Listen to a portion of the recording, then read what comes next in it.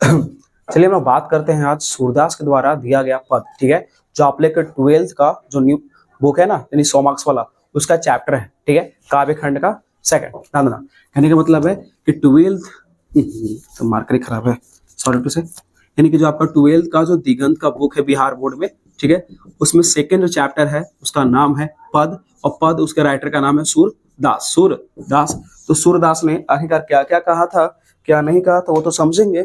लेकिन अगर तुम मेरे छात्र हो गए तो तुम्हें पता होगा, एक से मैं मार्कर खोज रहा हूँ, तुम्हें पता होगा कि पहले हम लोग राइटर के बारे में जानते हैं कि राइटर ने क्या क्या कहा था, क्योंकि राइटर के बारे में जानना जरूरी है कि राइटर के बारे में ही ज्यादा से ज्यादा क्वेश्चन पहले पूछे जाते हैं, ठीक है। तो पहले हम लोग जानते हैं सूरदास के बारे में, और बाकी तुमने पहले का प्लेलिस्ट देख चुका है तो ठीक है, तो नहीं देखा है तो जल्दी देख लो, याद रहेगा सब कुछ ना। सुनो, तो सूरदास क्या है इनके बारे में पहले जानते हैं बच्चा।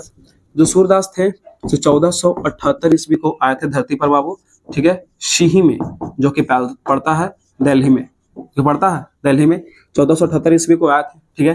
इनका जो डेथ हुआ था 1583 ईस्वी को इनका डेथ हो चुका था, यानी कि इस टाइम पर इनकी मृत्यु हो चुकी थी, इस टाइम पर इनकी मृत्यु हो चुकी थी, ठीक है। जब ये बचपन था इनका ना, तो बचपन में ही इनकी जो दोनों आंखें थी, जो दोनों इनकी आंखें हैं, वो आते जाते रहे, मतलब कि थोड़ा सा समझो कि डिफेक्ट था आंख में इनका, अच्छा दिखता उगता नहीं था, ठीक है। उसके अलावा एक और बात याद रखिएगा कि जब धीरे धीरे बड़े हुए तो बचपन से क्या किए थे ना, कि स्वाध्याय, यानी कि अपने से पहले स्टार्टिंग में ज्ञान को अर्जन किए, स्टार्टिंग में अपने से ज्ञान को अर्जन किए, लेकिन जब धीरे धीरे बड़ा हुए ना, तो बड़ा होने के बाद इनके गुरु थे, इनका नाम था महाप्रभु वल्लभाचार्य। जो मैं बात बता रहा हूँ वही सब एग्जाम में आएगा, फालतू कोई एग्जाम में आने वाला नहीं है। महाप्रभु वल्लभाचार्य इनके गुरु का नाम था, क्या नाम था, महाप्रभु वल्लभाचार्य। रिपीट करो चलो। 1478 ईस्वी को शीही नामक यानी कि दिल्ली में इनका जन्म हुआ था। 1583 ईस्वी में डेथ हुआ है सूरदास जी का। बचपन में इनके दोनों आंखें आती जाती रही थी, और स्वाध्याय से ही इन्होंने स्टार्टिंग में ज्ञान को अर्जन किया था, और इनके गुरु का नाम था महाप्रभु वल्लभाचार्य, ठीक है। जो सूरदास है वो क्या करते थे ना, कि मतलब कि ऐसे को बिना लेकर के, तुम फिगर देखना तुमको दिखेगा बुक में ही, बिना लेकर के ना बजाते रहते थे, ठीक है। तो इनका कोई सुर नहीं था, नाम इनका सूरदास नहीं, इनके पास सुर नहीं था, तो कुछ ना कुछ ऐसे बकते रहते थे। तो क्या हुआ कि महाप्रभु वल्लभाचार्य को थोड़ा सा गुस्सा आ गया, एक बार जब देखो तो खाली एक बच्चे के खाली रिपीट करता है, ठीक है। तो क्या किया, इन्हें कमेंट मार दिया कि ऐसे घिघियात काहे के हो, ऐसे काहे घिघियात हो, कुछ भगवत लीला का या फिर भगवत गीता का बखान करो, ठीक है, यानी कि भगवत गीता का बखान करो, तब जा करके फिर धीरे कहते थे कि अपन सुर को सुधारने का काम इन्होंने किया था, ठीक है, सुर सुधारने का काम किया था, इतना याद रखना, ठीक है। उसके अलावा याद रखिएगा कि ये जो है से एक सगुण भक्ति धारा कवि है, और सगुण और निर्गुण क्या होता है मैंने आपको क्लास में बहुत बार बता दिया है, ठीक है। लेकिन सगुण भक्ति धारा के कवि थे, और ध्यान दीजिएगा कि हमेशा से ना कृष्ण भगवान को मानते थे, इसलिए कृष्ण भक्ति धारा के भी कवि होंगे, कृष्ण भक्ति धारा के भी कवि होंगे, ये भी एग्जाम में रख पूछेगा।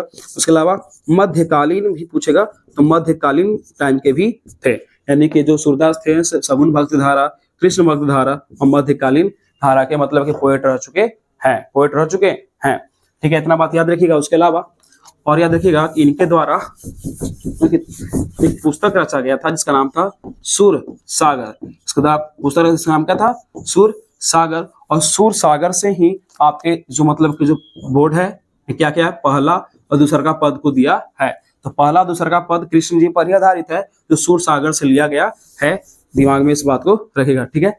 उसके अलावा इनके 3 गो प्रधान विषय थे, यानी कि जो भी रचना करते थे ना, जो भी रचना करते थे, जो मैं तो बता रहा हूँ उतना ही सभी पॉइंट बता रहा हूँ, फालतू नहीं, ठीक है। वो 3 गो इनका रचना का विषय था, पहला, दूसरा, तीसरा। पहला का नाम था विनय भक्ति, देखिए जरा में भगवान जी की भक्ति के बारे में दर्शा गया हो, ठीक है। एगो का नाम था प्रेम श्रृंगार, एगो का नाम था प्रेम श्रृंगार, एगो का नाम था वात्सल्य, एगो का नाम था वात्सल्य, और वात्सल्य पर आधारित है तुम लोग को ये सब टॉपिक लिखा गया है, ठीक ना, वात्सल्य पर आधारित ये टॉपिक को लिखा गया है। तो पूछेगा किस प्रधान विषय का बात है, तो वात्सल्य। और सूरदास के दिए गए जो पद है तुम लोगों में कौन क्या है उसका नाम, तो सुर सागर से लिया गया है, और वात्सल्य पर आधारित है, जो कृष्ण जी पर ही आधारित किया गया है, ठीक है। अब हम लोग समझते हैं एक सुर सागर से दिए गए पद पर का अर्थ क्या क्या था, पहले का पैराग्राफ फिर दूसरे का पैराग्राफ को समझेंगे, और फिर आप क्वेश्चन आगे देखिएगा, आपका सब क्वेश्चन समझ जाएगा, ओके। अब पैराग्राफ में लगाता हूँ, पैराग्राफ लगा दिया मैंने पहला वाला पद का, ठीक है। और सूरदास ने इसके माध्यम से क्या बताया था उसके बारे में हम लोग समझते हैं, ठीक है। याद रखिएगा कि ये जो दिया गया पद है, ठीक है, यानी कि लिखा गया है ये सुर सागर से संकलित है, सुर सागर से संकलित, यानी कि सुर सागर एक पुस्तक का नाम हुआ जिसके रचने का काम किसने किया था, तो सूरदास ने किया था। तो सुर सागर से जो रचा गया है उसमें से आपको मतलब कि बुक में 2 को दिया है लेकिन पहला है, ठीक है। तो पहले पद के अंतर्गत राइटर ने क्या बात किया है वो समझेगा, पहले मोटिव समझो। यानी क्या हुआ कि एकरा में ना श्री कृष्ण थे से अपने छोटे बच्चे के रूप में है, वो सोए हुए हैं। श्री कृष्ण एक छोटे से बच्चे के रूप में है, वो सोए हुए हैं। उनको जगाने के लिए सुबह के बारे में, कैसा सुबह का दृश्य होता है, कैसा प्रकृति का सौंदर्य होता है, उसके बारे में राइटर ने बताया है, ठीक है। नंबर ध्यान से, जागिए ब्रजराज कुंवर, यानी कि ब्रज के राजा, और छोटे थे तो कुंवर बोला, तो ब्रज के राजा यानी किसको बोल रहे हैं, पूरा पूरा टोटल किसके बारे में बात कर रहा है, श्री कृष्ण के बारे में। तो ब्रजराज जो कुंवर है सो कोई और नहीं, ब्रज के राजा भी हैं वो, और छोटे से बच्चे हैं, उनका नाम रख दिया गया कृष्ण। और जागिए, तो कृष्ण जागिए। कवल, कमल मतलब होता है बाबू कमल, ठीक है। कवल कुसुम फूले, यानी कि सब जो फूल ऐसे खिल चुका है, सुबह के समय में कमल कुसुम सब खिल जाता है। कुमुद वृंद संकुचित भय, ठीक है। वृंद मतलब होता है बच्चा समूह, ठीक है। और कुमुद मतलब कि एक प्रजाति का फूल है, ठीक ना। कभी कभी आपने कभी ऐसे फूल को देखा होगा जो सिर्फ रात के समय ही उगता है और सुबह होते ही टाइम पर क्या होता है कि वो मुरझा जाता है, यानी कि संकुचित होता है इसमें, ठीक है। देखा होगा आपने, वो लिखा है कि कमल कुसुम कुमुद वृंद संकुचित भय, यानी कि जो रात के खिलने वाले जो अति फूल थे उसका सारा का सारा समूह है संकुचित हो चुका है, यानी अब सो चुका है। अब सो चुका है इसका मतलब कठिन हो चुका है, ठीक है। भृंग लता भूले, ठीक ना, भृंग लता भूले, यानी कि जो भौरे होते हैं उसे क्या कर रहे हैं, इधर उधर भूल चुके हैं, इधर उधर घूम फिर रहे हैं कि कहां पर जाकर के हम बैठे और उसको प्राप्त कर सकते हैं। अगर देखो तमचूर, तमचूर मतलब होता है मुर्गा, ठीक है। और खग मतलब होता है पक्षी, जानवर करता है।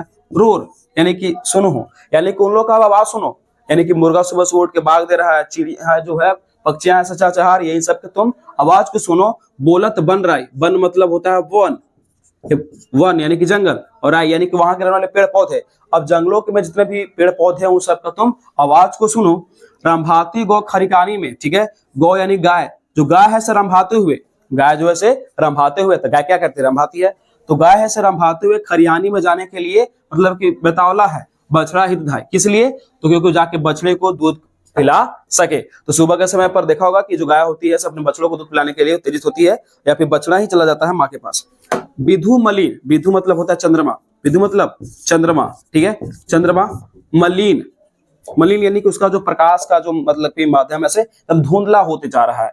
रवि प्रकाश, रवि प्रकाश, रवि मतलब कि सूर्य प्रकाश गावत, ठीक ना। अब क्या है कि सूर्य का प्रकाश आ चुका है और जो नर और नारी है से बैठ करके गा रहे हैं, यानी कि भजन कर रहे हैं। तो आप कहीं गांव में देखोगे कि सुबह सुबह के समय पर ना कुछ लोग बैठकर पर्सन्स लोग ना भजन करते हैं, या फिर शाम के समय पर करते हैं। सूर्य श्याम प्रातः उठो, सूर्य श्याम यानी किसको बोला जा रहा है, लेकिन सूरदास बोल रहे हैं श्याम से, सके सके प्रातः हो चुका है, उठ जाइए। अंबुज कर धारी, अंबुज मतलब होता है कमल, यानी कि हे कमल को धारण करने वाले पर्सन आप उठ जाइए। तो पूरा मैंने समझाया एक मीनिंग की तरह, अब इसका पूरा मतलब क्या है अब समझो छोटे से लहजे की तरह, ठीक है। यानी कि हे ब्रज के राजा कुंवर अब आप उठ जाइए, क्योंकि कमल और कुसुम के फूल खिल चुके हैं, यानी कि सुबह होने का संकेत दिया जा रहा है। उसके अलावा जो कुमुद का जो समूह है वो संकुचित हो चुका है, संकुचित हो चुका है। और जो भौरे हैं से मतलब कि अपना रास्ता को भूल चुके हैं, और जो मुर्गा और पक्षी है तो सुबह होने का संकेत दे रही है, उनका आवाज को सुनो। और जो वनस्पति है वो बोलते हुए नजर आ रहे हैं, ठीक है। गाय भी है सरम्भाते हुए खरिकानी में जा रही है, यानी वही गौशाला यानी बाड़ा में जा रही है ताकि बछड़ों को दूध पिला सके। और जो मतलब कि चंद्रमा का प्रकाश ऐसे मलिन हो चुका है, सूर्य अपना प्रकाश फैला रहा है, और नर और नारी है से गाते हुए नजर आ रहे हैं, ठीक है। इसलिए सूर्य श्याम प्रातः हो चुका है, उठ जाइए हे कमलधारी अब आप उठ जाइए। ये था फर्स्ट पद में जिन्होंने बताया था। अब सेकंड पद में लगाता हूं, उसको समझना फिर।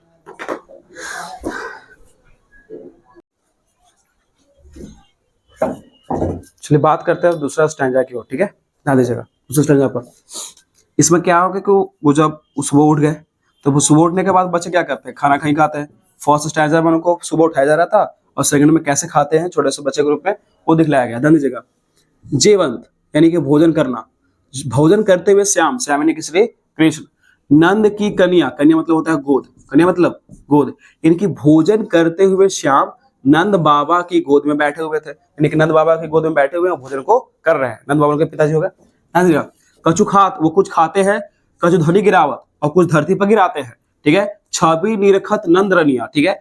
और नंद की पत्नी यानी कि जो यशोदा माँ थी से इस दृश्य को देख करके निखार रही थी, मतलब कि मन ही मन प्रसन्न हो रही थी कि मेरा बेटा कुछ खाता है, कुछ धरती पे गिराता है, ठीक है। देखो बड़ी बड़ा बेसन, ठीक ना, यानी कि बेसन से बना हुआ जो बड़े होते हैं, ठीक है। और बहुत अनेक प्रकार के व्यंजन, ठीक ना, अनगिनत रखे हुए थे।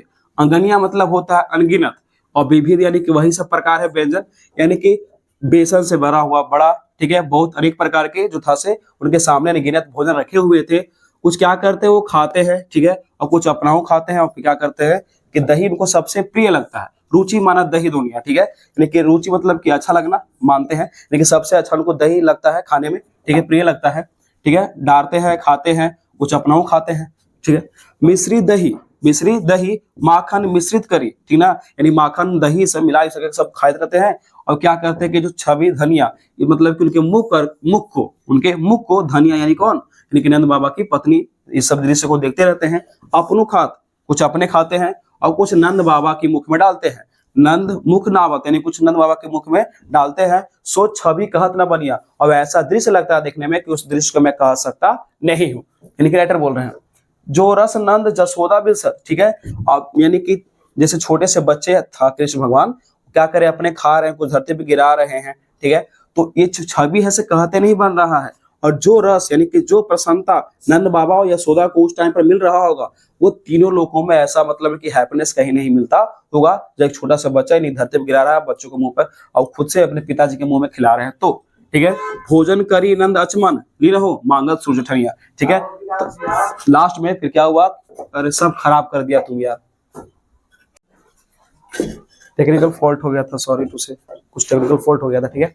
यहाँ पे थे यानी कि अपना कुछ खा रहे थे और नंद बाबा के मुख में खिला रहे थे, और वैसा छवि कहत न बन गया, ठीक है, और वैसा मतलब कि छवि मारा था, दृश्य को देख रहे थे ना, जो मुख से बता नहीं सकते थे, ठीक ना।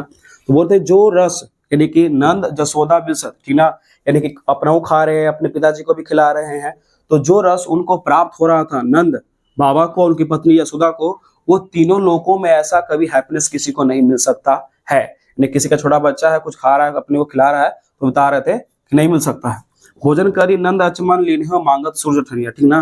तो भोजन मतलब करते हुए जब वो कुछ जूठा छोड़ देते हैं, तो शायद लास्ट में बोलते हैं अति सूरदास कि मैं बस इतना ही मांग करता हूँ कि आप बस उसमें से कुछ थोड़ा सा जूठा हुआ चीज यानी कि जूठन आप मुझे दे दे, मैं सौभाग्य प्राप्त समझूंगा कि मुझे सौभाग्य प्राप्त हो गया, ठीक है। समझे क्या है, यानी कि अति जो थे श्याम यानी कि श्री कृष्ण अपने मतलब भोजन करते हुए यानी कि नंद बाबा की गोद में बैठे हुए थे, कुछ खा रहे थे, कुछ धरती पे गिरा रहे थे, और ऐसा छवि को नंद बाबा की पत्नी देख रही थी। उनके पास खाने के लिए बहुत सारे अनगिनत प्रकार के व्यंजन थे, ठीक है, जैसे बड़ा, बेसन, दही, मिश्री, ये सब टाइप का। और उस समय उनको सबसे प्रिय कौन लग रहा था, तो बेसन तो हमारा दही वाला मिश्री खाने में अच्छा लग रहा था। कुछ अपना खा रहे थे, कुछ अपने पिताजी को भी खिला रहे थे, और इस देख कर को दृश्य को कहते नहीं बन रहा है, लेकिन कैसा सुंदर दृश्य बना होगा, ठीक है। जो रस नंद यशोदा बिलसत, ठीक है, और इस रस को जो यशोदा जी को और नंद बाबा को मिला है, वो तीनों लोक में, तीनों भुवन यानी कि तीनों लोक में कहीं नहीं मिल सकता है। और सूरदास क्या करते हैं, उनसे जुटने की मांग करते हैं। आई होप आपको ये समझ में आया होगा, बहुत मैंने प्यार से समझाया आप लोगों को, धीरे धीरे बोल करके, तो आप इसको समझिएगा और जाकर के मॉडल सेट को सॉल्व कीजिएगा, आपसे वो बन जाएगा, जो क्वेश्चन इंटरनेट से भी निकाल सकता है। ओके, मिलते हैं नेक्स्ट किसी और प्लेलिस्ट में, बाय।